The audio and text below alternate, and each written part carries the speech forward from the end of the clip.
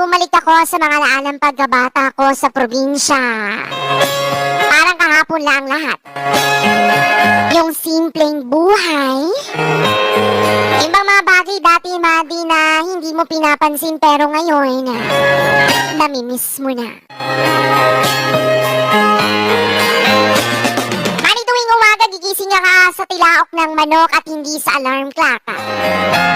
Tapos paglabas pa ng bahay mo ay mararamdaman mo agad ang labigan ng simoy ng hangin at amoy na amoy mo ang halimuyak ng mga bulaklak at damo na basa dahil sa hamog.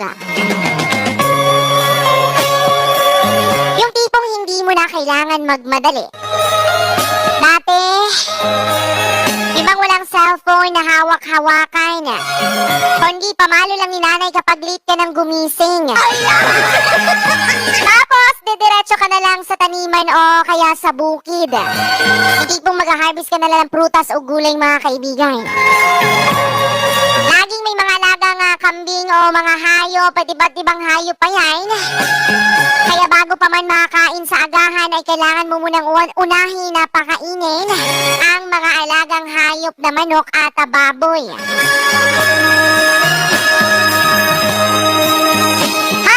Ang saya ng laro namin noon. Simple lang pero sobrang saya.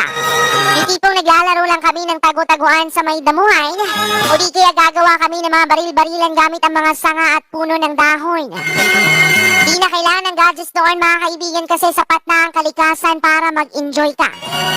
Pagdating mo ng hapon, mag-uuwian ng mga tao galing sa bukid at ang mga kapitbahay, Madi, na halos magkakasabay na kaming maghapunan at sabay nang magkwentuhan hanggang sa aabutin ng dilim. Hindi pong kahit simpleng buhay lang sa probinsya. Dama mo ang saya at katahimikan. Ngayon, mag-enjoy ka.